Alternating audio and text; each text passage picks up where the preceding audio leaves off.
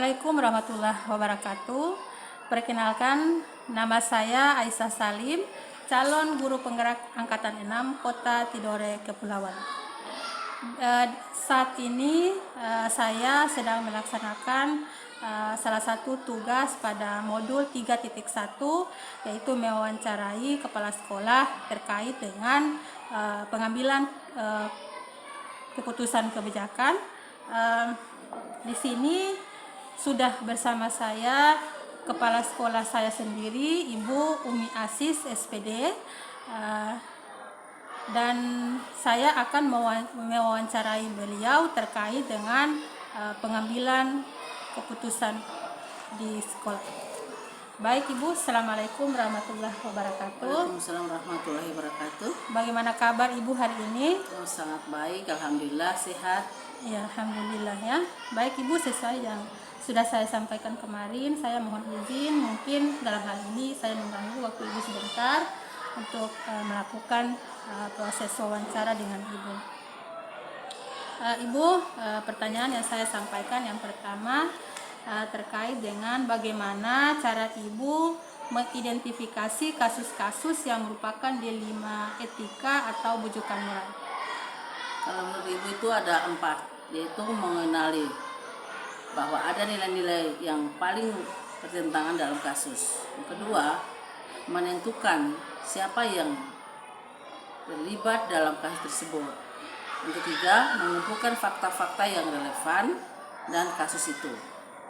Yang keempat, diuji kasus tersebut benar atau salah. Baik, jadi ada 4 cara dalam ada 4 cara dalam menangani kasus tersebut. Ibu seperti itu ya, pengalaman Ibu. Baik, luar biasa ya.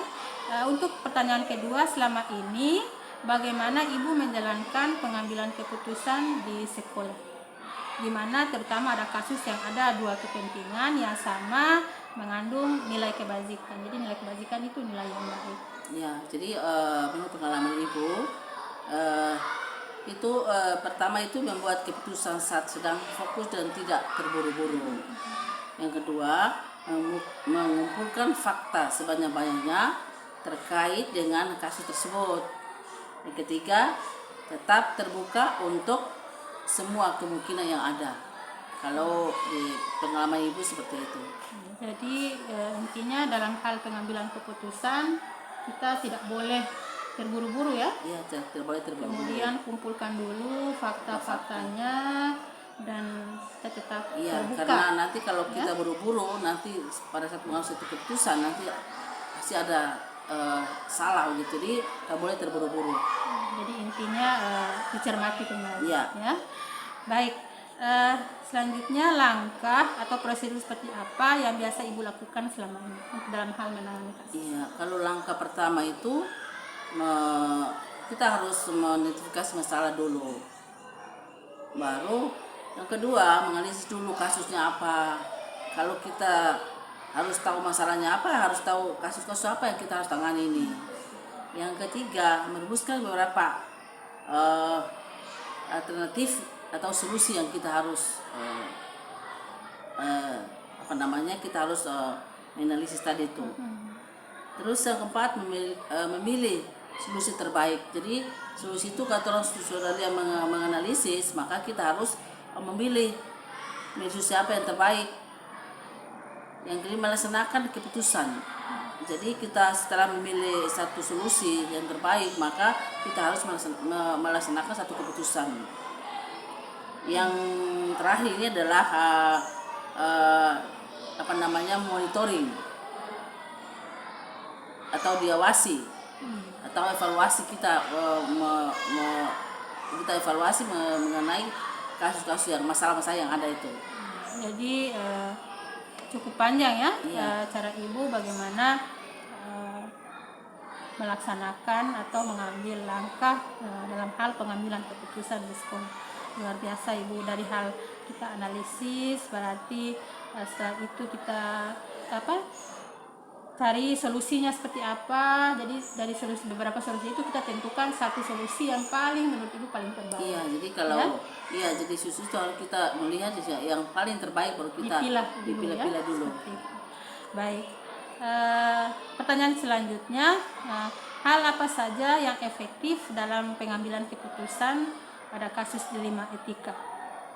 Misalnya pada kasus anak yang sering datang terlambat, terus ada cara yang efektif yaitu memanggil dulu anaknya, tanya seperti apa, kemudian memanggil orang tuanya, anak ini seperti apa sehingga tidak sering datang terlambat. Jadi kita setelah memanggil dulu, baru kita menanyakan untuk guru. Kita harus bermusyawarah dengan guru-guru, tapi kalau itu bersifat pribadi, intern begitu, maka saya akan memanggilnya secara pribadi dan menanyakan secara baik-baik dulu permasalahan, barulah di saat jalan keluar yang terbaik seperti apa. Jadi saya akan memanggil tadi, menanyakan siswa, setelah itu saya memanggil orang tua, setelah itu saya menanyakan guru itu secara pribadi agar supaya kita cari jalan terbaik untuk anak ini. Luar biasa ya. Baik Bu, pertanyaan selanjutnya, hal-hal apa saja yang menjadi tantangan dalam pengambilan keputusan? Apakah dalam menangani kasus seperti ini Ibu ada tantangan?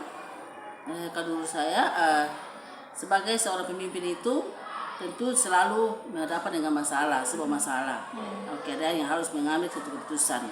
Dalam mengambil keputusan, pimpinan dalam menggunakan berbagai pertimbangan yang telah dianalisa dampak dan manfaatnya seperti apa.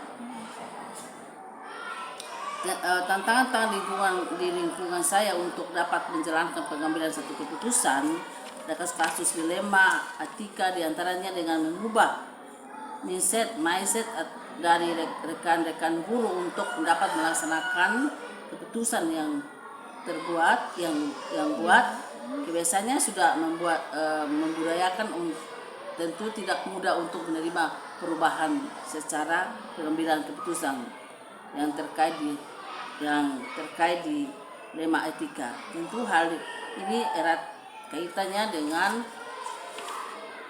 dengan perubahan di lingkungan saya, karena saya sadari guru ini pasti mempunyai keragaman pola dan alur berpikir, sehingga tidak mudah menerima perubahan yang ada, butuh waktu dengan proses pengambilan satu keputusan yang diambil. Ada pengaruh dengan pengajaran dan memerdekakan murid-murid kita karena ada berdampaknya pada keputusan memilih strategi, model, metode, media dan proses pembelajaran yang akan dirasakan oleh guru tersebut.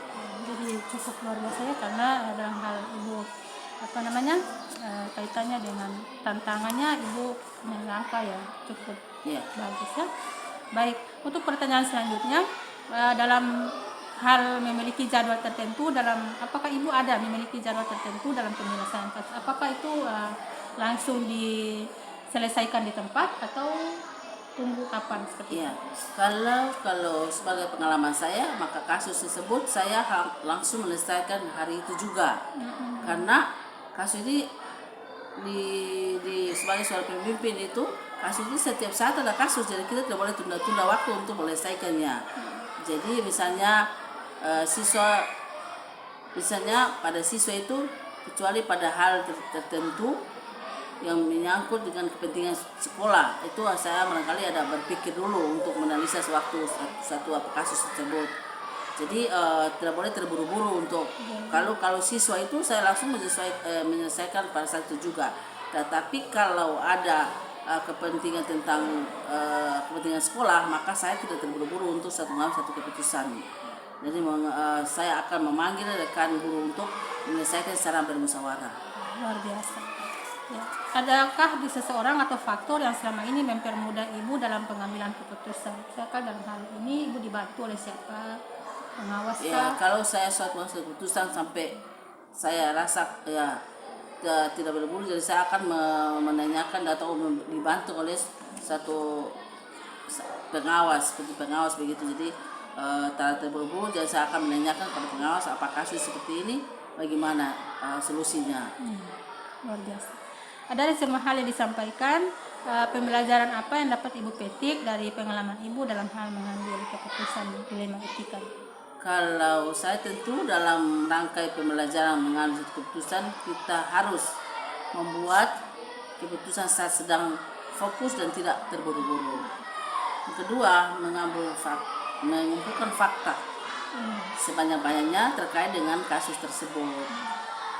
Yang ketiga, tatap muka untuk semua kemungkinan yang ada. Tetap terbuka untuk semua kemungkinan yang ada. Jadi Demikian begitu kita bisa menciptakan lingkungan sekolah yang nyaman, sehat, baik dari siswa maupun dari guru sendiri. luar biasa ya. Jadi dalam hal pembelajaran itu seperti itu ya. Baik, barangkali saya rasa wawancara kita di pagi hari ini luar biasa ya. Saya bisa mengambil pengalaman yang luar biasa dari Ibu. Insya Allah bisa suatu saat nanti bisa diterapkan di pribadi saya. Baik Ibu, terima kasih saya sudah mengganggu waktunya Ibu. Terima kasih untuk hari ini. Saya akhiri wawancara hari ini dengan ucapkan Assalamualaikum warahmatullahi wabarakatuh. Waalaikumsalam warahmatullahi wabarakatuh.